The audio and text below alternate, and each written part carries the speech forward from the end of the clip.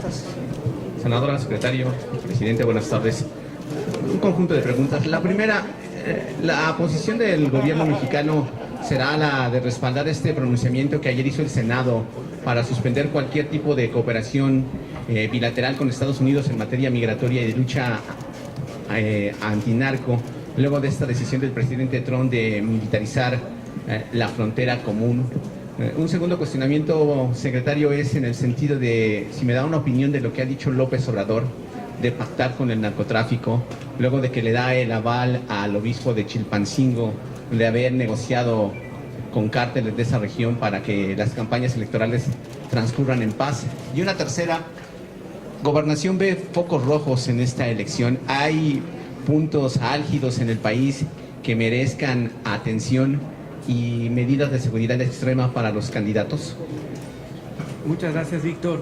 Primero, muchas gracias a Senado de la República por la anfitrionía, a la presidenta de la Junta de Coordinación Política, al presidente de la mesa directiva del Senado, muchísimas gracias.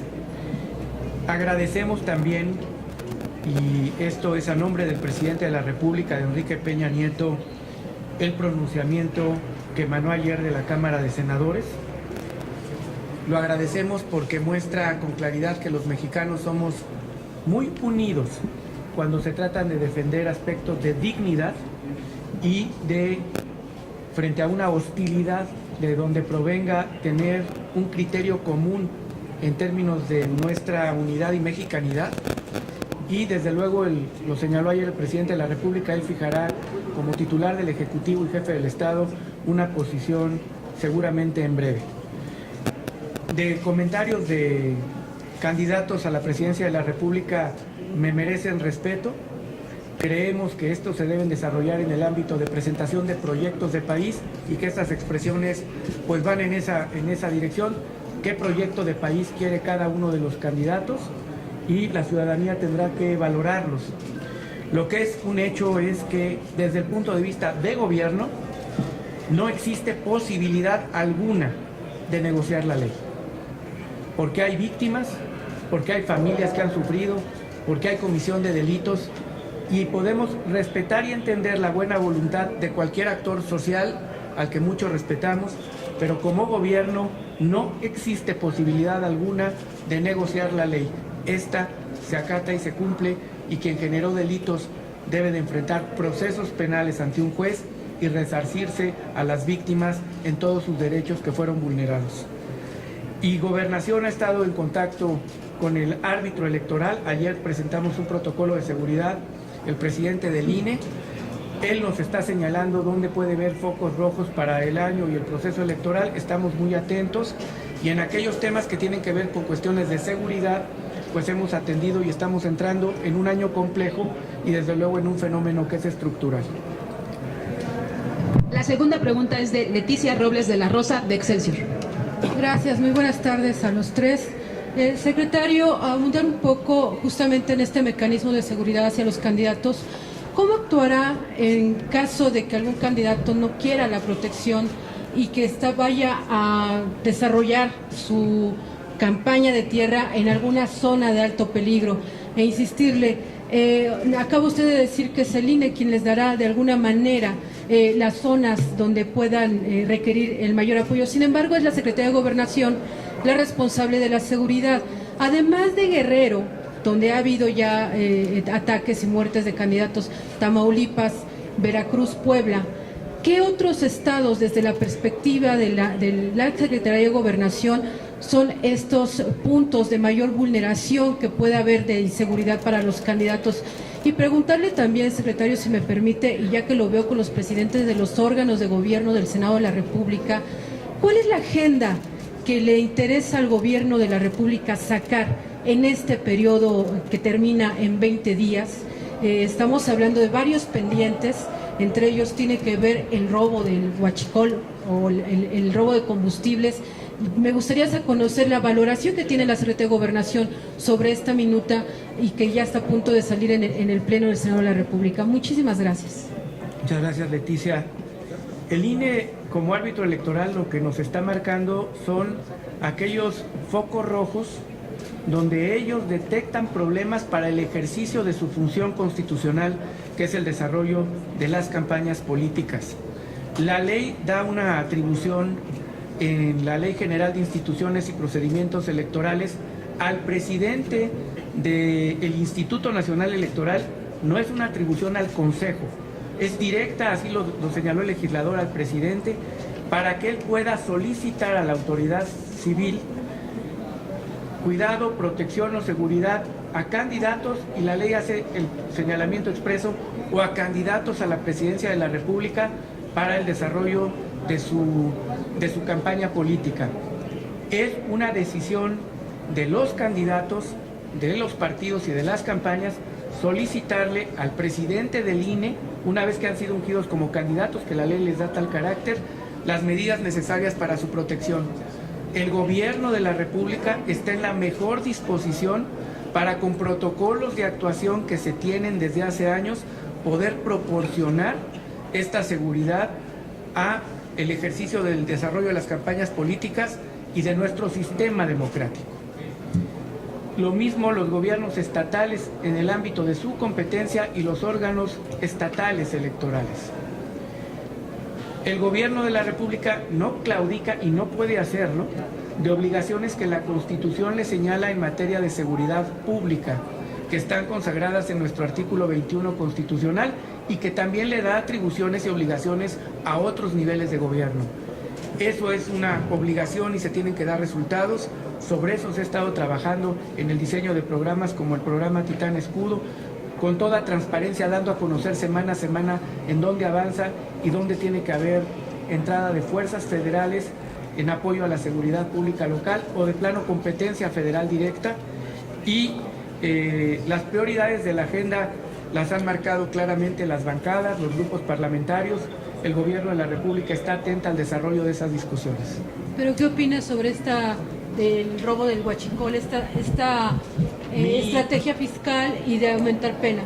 Mi impresión es que la política criminal de un país se basa en los datos que te marca la realidad e incluso en el acento que le quieras poner a algunos temas que están impactando la política criminal. ¿Qué significa? Que dentro de un enorme esfuerzo de haber construido un sistema de justicia que debe de perfeccionarse, que se está probando y que tiene que perfeccionarse necesariamente y ver en qué sí funciona y en qué no, hay algunos elementos de actividades o de conductas delictivas que merecen tener un tratamiento especial, como es el robo de combustible, y que está generando daño y se traduce en violencia y por lo tanto en delitos violentos. Y que ahí probablemente, pero depende de la voluntad del Congreso, necesitaría hacerse una adecuación a los criterios que hay para la prisión preventiva en quien comete esos delitos, y desde luego algunas otras formas de intervención. Lo he platicado con la Comisión de Seguridad Bicameral, con la que tuve oportunidad de reunirme, también propuesta de ellos, pero desde luego con mucho respeto a lo que decidan las cámaras. La tercera pregunta es de Saraí Méndez, de Noticieros Televisa. Bien, muchas gracias. Bueno, primero preguntarle sobre la caravana. ¿Qué respondería a estas voces que han dicho que el gobierno fue el responsable, el gobierno mexicano el responsable de que se disolviera? Para empezar, el presidente Donald Trump dijo ya públicamente que fue porque él lo dijo. Saber sobre eso. También nos dijo que estaba en contacto con la Conferencia del Episcopado Mexicano, saber si ya sabemos quién fue ese capo del narcotráfico con quien se reunió el obispo, si se va a reunir también con el obispo. Y por último, si bien es decisión de cada uno de los candidatos poder tomar este protocolo de seguridad, ¿qué le respondería concretamente a Ricardo Anaya y a Andrés Manuel López Obrador, el puntero hasta ahora, que han rechazado este protocolo y que dijeron que no lo van a tomar? Muchas gracias. Con todo gusto, Sania.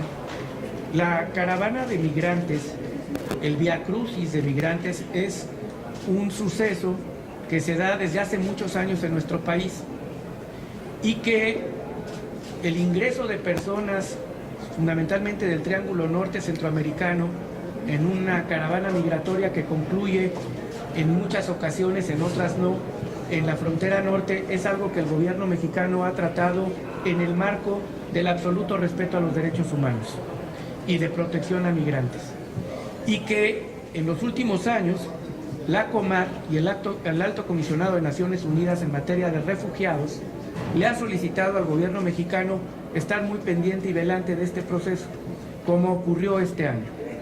La decisión de desmovilizar una caravana no le corresponde a un gobierno, le corresponde a los propios migrantes. Esto está, así nos lo marca la historia reciente. Cada ocasión que por alguna razón en años anteriores, desde hace más de 10 años ocurre esto, hubo un intento de autoridades de distinto nivel de gobierno de frenar una caravana o una marcha de migrantes, la reacción fue muy adversa, salió en sentido contrario. ¿A qué voy? Esa caravana de migrantes de este año no hubiera podido disolverse, desmovilizarse, si no hubiera sido por voluntad de los propios migrantes.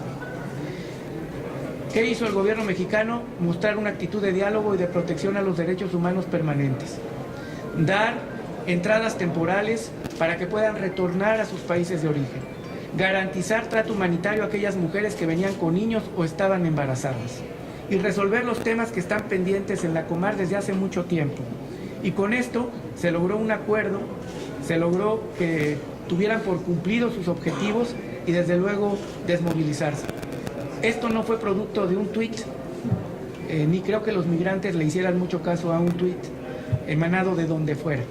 Fue producto de ejercicio de nuestras leyes soberanas, de nuestras leyes están hechas para proteger en el marco de derechos humanos a los migrantes y a las personas que ingresan a nuestro país y desde luego con leyes mexicanas encontrarle salidas a población no documentada legalmente para que puedan retornar a sus países de manera segura. ¿Alguna presión por parte del Instituto Nacional de Migración en el camino, como lo han señalado los migrantes? Mucho contacto con ellos, pero no tenemos en este momento una sola queja de migrante alguno que debamos de atender y la próxima semana yo tendré una reunión con el episcopado de la cual sus resultados los daremos a conocer con todo gusto.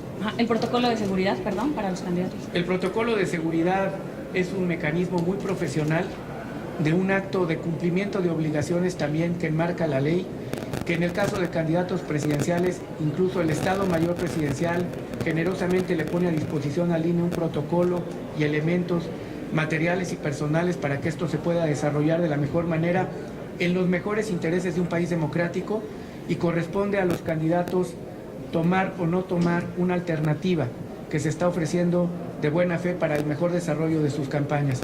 De ahí en fuera no tendría ninguna más opinión. Gracias. La última pregunta es de Andrea Becerril, de La Jornada. Gracias, buenas tardes. Señor secretario, quisiera saber si usted, como secretario de Gobernación, ya empezó los trámites para que el pronunciamiento que ayer hizo el Senado llegue al presidente Trump y a los congresistas estadounidenses. Eso sería una. Y otra, le quisiera preguntar si se abrió ya una investigación por el caso del obispo de Chilpancingo, dado que es un asunto grave que podría incluso llevar a que otros obispos también iniciaran pláticas con los capos de la droga de cada región. Y abusando, quisiera hacer una tercera pregunta que me pidió un compañero que no va a tener acceso. Es en el sentido de si esta propuesta que hizo el candidato José Antonio Meade de una ley 3-7, de una declaración 7 de 7, tendría que ser retomada por todos los integrantes del gabinete o por todos los funcionarios federales. Con todo gusto, Andrea. De inmediato, cumpliendo el exhorto y la solicitud y el acuerdo del Senado de la República, turné el acuerdo a que había llegado a la Secretaría de Relaciones Exteriores, a la Cancillería, y desde luego el presidente de la República está enterado. Por eso comencé esta plática y diálogo con ustedes, agradeciendo en todo lo que vale la expresión clara y contundente de un órgano legislativo que además tiene por encargo llevar la política exterior de nuestro país y que demuestra que hay una enorme unidad de los mexicanos al margen del proceso en el que estemos inmersos, electoral o no, y que frente a actitudes, frases o amenazas que demuestren hostilidad hacia un país que se caracteriza por tener buenas relaciones con sus vecinos y con cualquier país en el mundo, tenemos unidad nacional para saber responder. El titular del Ejecutivo manifestará su posición como jefe de Estado seguramente en breve. El pronunciamiento se recibió y se agradece de nuevo, lo digo con mucha claridad, a todas las fracciones parlamentarias. Y en relación al tema del obispo, yo dialogaré con la Conferencia del Episcopado Mexicano, con el Arzobispo Primado de México. No conozco el contexto, no conozco cómo se desarrolló, más que una información de carácter periodístico. Tengo yo que consultarlo y desde luego sabremos exactamente qué ocurrió y qué medidas, si es necesario tomar, se tendrían que tomar en el marco de nuestra legislación y las instituciones que tienen como finalidad la actividad religiosa. De los pronunciamientos de los candidatos, yo los debo de ver con mucho respeto, escuchar. Creo que cualquier pronunciamiento que vaya en aras de transparentar y que el electorado sepa quién es cada quien debe de tomarse con muy buenos ojos. Sin embargo, esto está inmerso en campañas políticas a las que el gobierno de la República está obligado a respetar absolutamente. Sería